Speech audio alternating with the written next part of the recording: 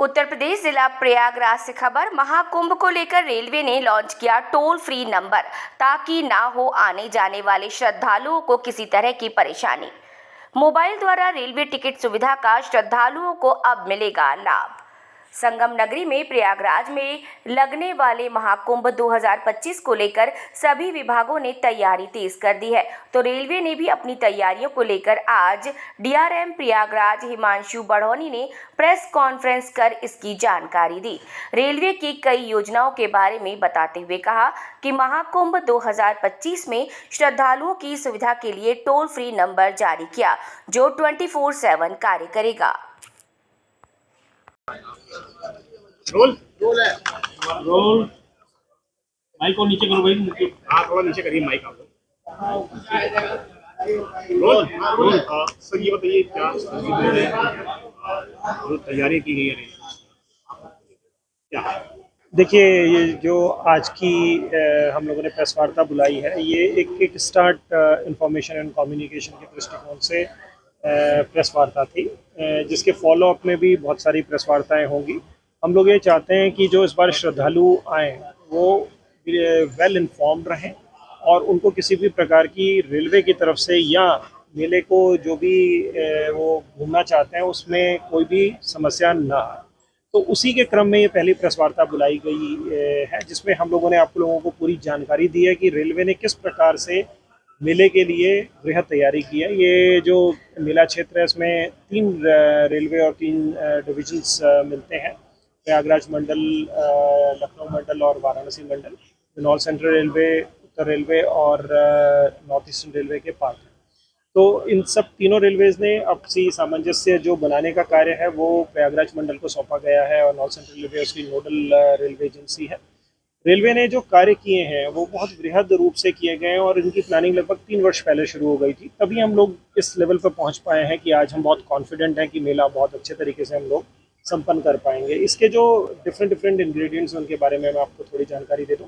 इसमें सबसे पहले जो डेवलपमेंट किए गए हैं वो इंफ्रास्ट्रक्चर के डेवलपमेंट के ऊपर जोर दिया गया। इंफ्रास्ट्रक्चर का डेवलपमेंट 3 पार्ट में लिया गया। सबसे पहले तो road over bridges, road under bridges, 21 road over under bridges का प्लानिंग की गई, जिससे कि लेवल क्रॉसिंग से एलिमिनेट हो जाए, जिससे रेलवे का जो ट्रैफिक है वो सुचारू रूप से चले, सीमलेसली चले।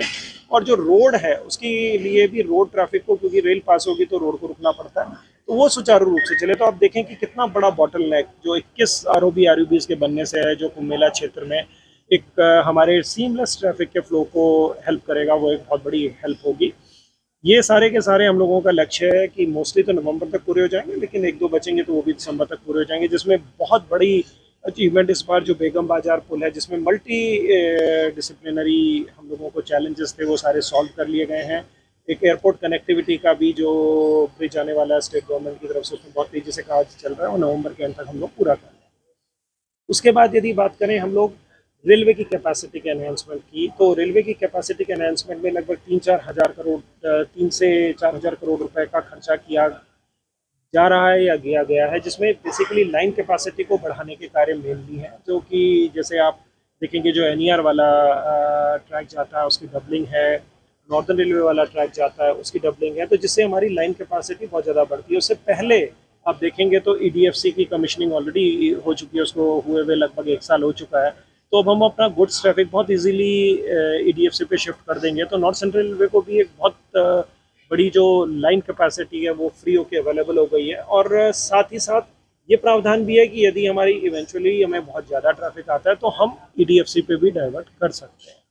तीसरी चीज़ है पैसेंजर अम्यूनिटी से रिलेटेड चीज़, जिसमें सबसे पहली प्लानिंग का पार्ट था कि जो हमारा जो इंटरनल मूवमेंट हो, एक्सटर्नल मूवमेंट हो, जिसमें बहुत क्लोज कोऑर्डिनेशन स्टेट के साथ चाहिए। इस बार हमें बहुत खुशी है कि हमने लगभग 2 सालों से लगातार कमिश्नर साहब और हमारे स्तर पर रेगुलर 3 महीने में एक बार मीटिंग होती है, जो कि डॉक्यूमेंटेड मिनटेड मीटिंग होती है।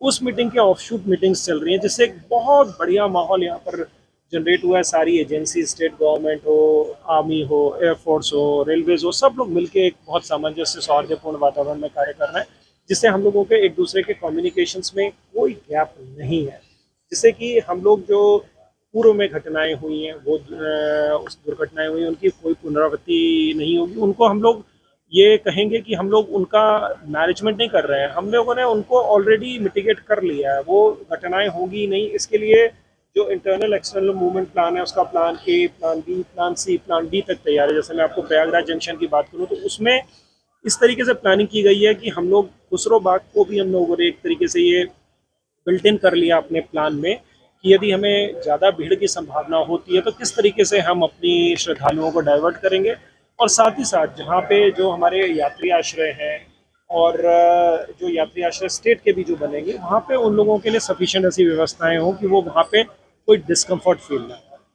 तो ये थी जो चीज़ें थी मैं बताना चाहता था। साथ ही मैं आप लोगों से अनुरोध करूँगा कि जिस तरीके से हमने टोल फ्री नंबर की बात की है या एक बुकलेट जो बनाई है जो हम लोगों ने आप लोगों के साथ आज साझा की, शेयर की है, वो जनता तक सही इन्फॉर्मेशन उन तक डिसमिनेट हो और सही इन्फॉर्मेशन उन्हें पता लगे, जिससे कि उन लोगों को कन्फ्यूजन ना रहे और वो कुंभ के आकर अमृत का पान कर सकें और खुश रहें। सर, सिक्योरिटी और क्राउड मैनेजमेंट की बात की जाए तो क्या एआई भी आप लोग फर्स्ट टाइम जो है देखिए जो इस पर आपने जैसे आपको जानकारी दी गई है कि बहुत ज़्यादा व्यवस्था है सुरक्षा और संरक्षा को लेकर के, हम लोग बहुत सजग हैं और इसमें different agencies including NDRF, SDRF, ये सारी एजेंसीज मिली हैं। और जो हम लोगों का disaster management and mitigation plan है वो एक वृहद एक डॉक्यूमेंट भी है, उसको पूरा डॉक्यूमेंट भी किया गया है और डिफरेंट स्टेक होल्डर से व्यूज़ लेने के बाद तैयार किया गया है। तो ये सेफ्टी और सिक्योरिटी के बारे में मैं आपको बस इतना ही कहना चाहूँगा कि आप लोग बिल्कुल निश्चिंत रहें और आप कुंभ में अमृत का पान करें। सेफ्टी सिक्योरिटी हमारी सरदर्दी है, उसको हम लोग बखूबी निभाएं।